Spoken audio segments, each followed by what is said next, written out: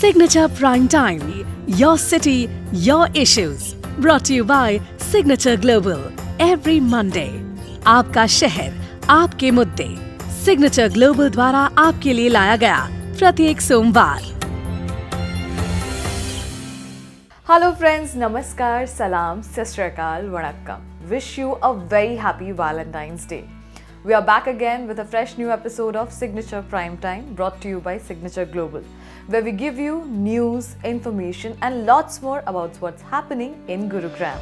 My wardrobe for this episode is sponsored by Shoppers Stop.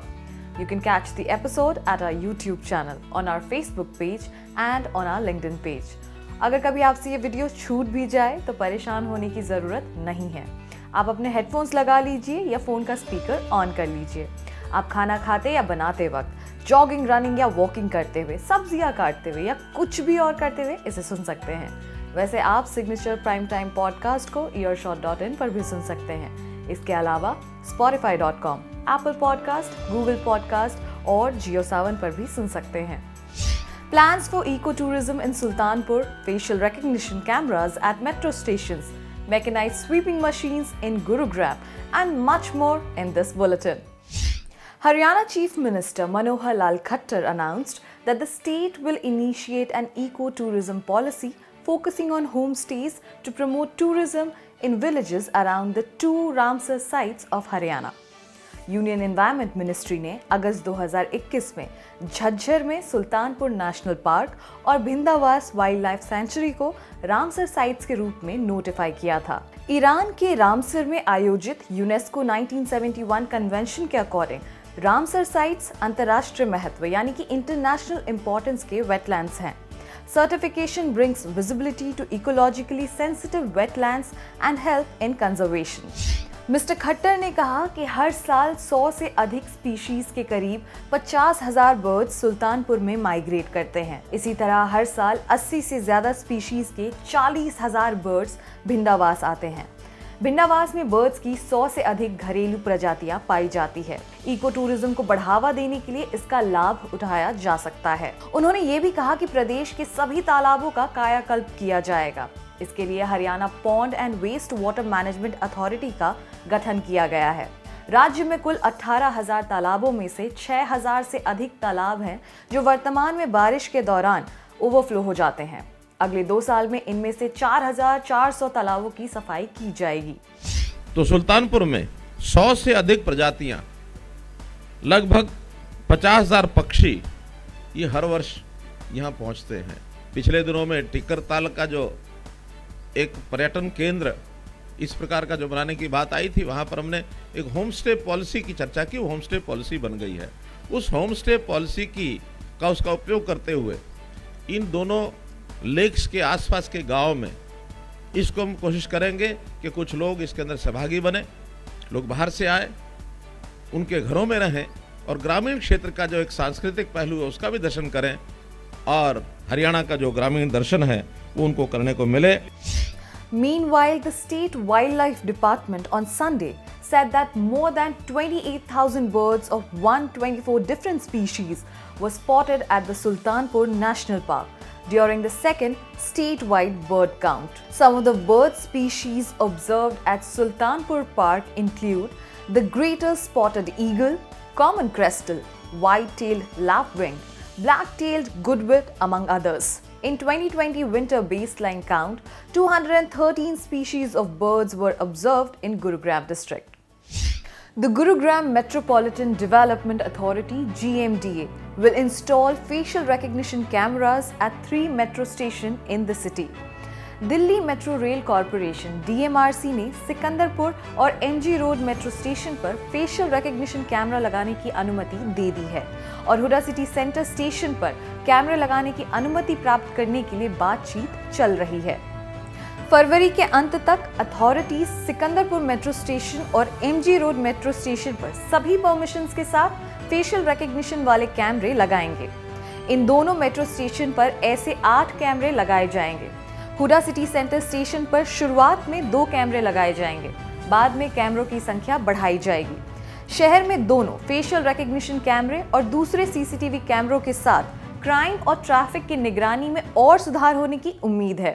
Haryana chief minister Manohar Lal Khattar has directed the Municipal Corporation of Gurugram (MCG) to set up a control room at the Integrated Command and Control Center (ICCC) of Gurugram Metropolitan Development Authority (GMDA), so that the mechanized sweeping machines run by the civic body can be monitored with ease. मुख्यमंत्री ने MCG अधिकारियों के साथ बैठक की, जहां उन्होंने सुझाव दिया कि नगर निगम को जीएमडीए के साथ कोऑर्डिनेशन में काम करना चाहिए और ये इंश्योर करना चाहिए कि मैकेनाइज्ड स्वीपिंग सिस्टम को आसानी से ऑपरेट और मॉनिटर किया जाए और इसका इफेक्टिवली यूटिलाइज किया जाए। रिपोर्ट्स के अनुसार मिस्टर खट्टर ने एमसीजी कंट्रोल रूम और जीएमडीए के integrated command and control centre का इंस्पेक्शन किया और स्वीपिंग मशीनों के फंक्शनिंग एंड ऑपरेशन की जांच की। मुख्यमंत्री ने मशीनों के फंक्शनिंग को लेकर एमसीजी से डिटेल रिपोर्ट मांगी है। Doctor Vaishali Sharma, additional commissioner of MCG, ने कहा कि उन्होंने सीएम को एक डिटेल्ड प्रेजेंटेशन दी है कि कैसे शहर में रात के वक्त मैकेनाइज्ड स्वीपिंग ट्रक्स काम करते हैं। खट्टर ने शहर भर में सीसीटीवी कैमरों के ऑपरेशन की डिटेल जांच की, जिसके फंक्शनिंग को monitor integrated command and control centre द्वारा किया जाता है। जीएमडी ऑफिस में जो हमारा ICCC जो कंट्रोल सेंटर है, इस कंट्रोल सेंटर में खास करके जो ट्रैफिक की मूवमेंट वो ध्यान रखी जाती है सीसीटीवी कैमराज के माध्यम से। लगभग 200 सीसीटीवी कैमरा जो एक्टिवली काम कर रहे हैं, मैंने जाके देखा है, तो उसके अंदर जो खास करके ऐसी गाड़ियां, थेफ्ट की गाड़ियां हैं जिनकी तलाश पुलिस को है, तो आज दिन भर में बताया गया है कि 32 गाड़ियां उन्होंने ट्रैक की हैं और 32 गाड़ियों की इन्फॉर्मेशन VT के द्वारा पूरे गुड़गांव में दी गई है। अब इसकी जानकारी मिलेगी कि उस 32 में से कितनी गाड़ियाँ उन्होंने पकड़ी हैं, इसकी जानकारी मुझे मिल जाएगी। लेकिन एक संतोषजनक बात ये निकली है कि ऐसी गाड़ियों की डिटेक्शन कम से कम हो गई है और ये अगर डिटेक्ट होती हैं, पकड़ी जाती हैं, तो जो थेफ्ट की गाड़ियाँ कहीं से न निकलें, ये विषय ध्यान में आया है। Gurugram at present has 10 facial recognition cameras installed at 2 locations, Sheetla Mata Mandir and Gurugram bus stand. The authority has planned to install a total 50 facial recognition cameras across the city, though no timeline has been fixed as locations are being identified. आज मैंने एक दूसरा सुझाव भी दिया है कि face recognition का एक सिस्टम भी इसमें ICCC में करनाल में उसको शुरू कर दिया हमने, गुरुग्राम में भी शुरू नहीं हुआ है। तो फेस रिकॉग्निशन में कोई भी संदिग्ध व्यक्ति यदि दिन भर में घूमते हुए कहीं भी कैमरे के सामने आएगा तो उसकी पहचान करके उसकी भी इन्फॉर्मेशन दी जा सकती है ताकि उसको पकड़ा जा सके।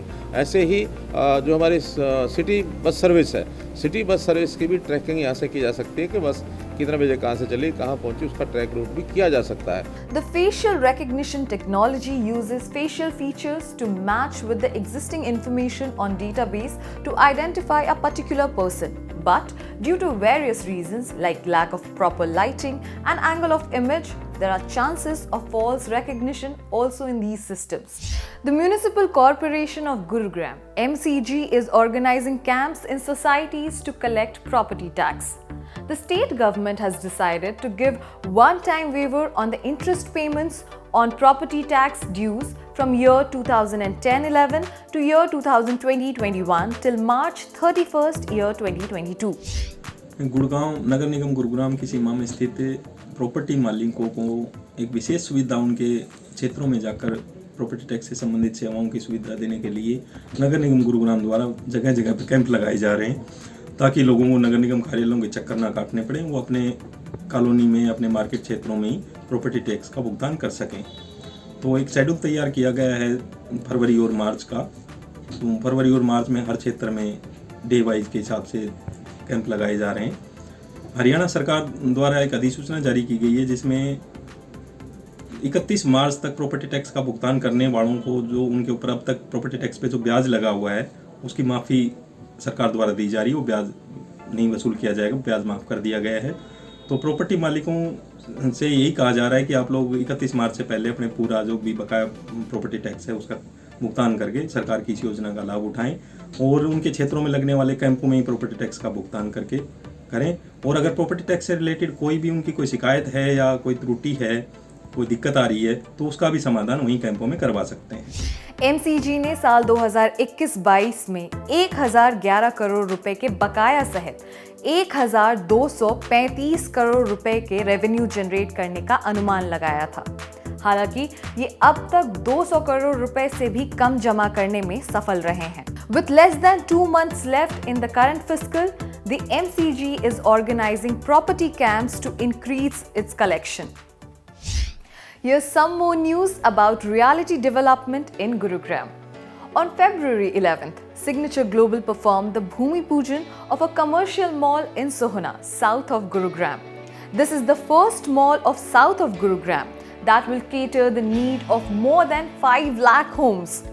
Spread across 2.15 acres, it is connected to highways NH8 and Delhi-Mumbai Industrial Corridor.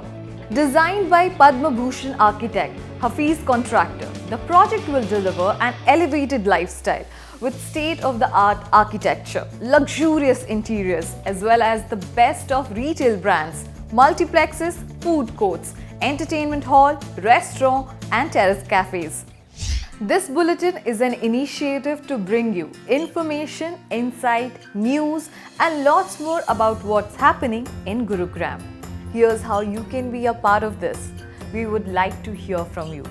You can record your ideas, thoughts, and feedback by dropping us an email at signatureprimetime@gmail.com or send video voice messages on the WhatsApp number 8800903007. Please mark the WhatsApp message as Signature Prime Time and identify yourself and your location. My wardrobe for this episode is sponsored by Shoppers Stop. Stay tuned, keep watching, stay safe. मिलते हैं अगले हफ्ते सोमवार को। Signature Prime Time, your city, your issues. Brought to you by Signature Global. Every Monday. आपका शहर, आपके मुद्दे। सिग्नेचर ग्लोबल द्वारा आपके लिए लाया गया प्रत्येक सोमवार।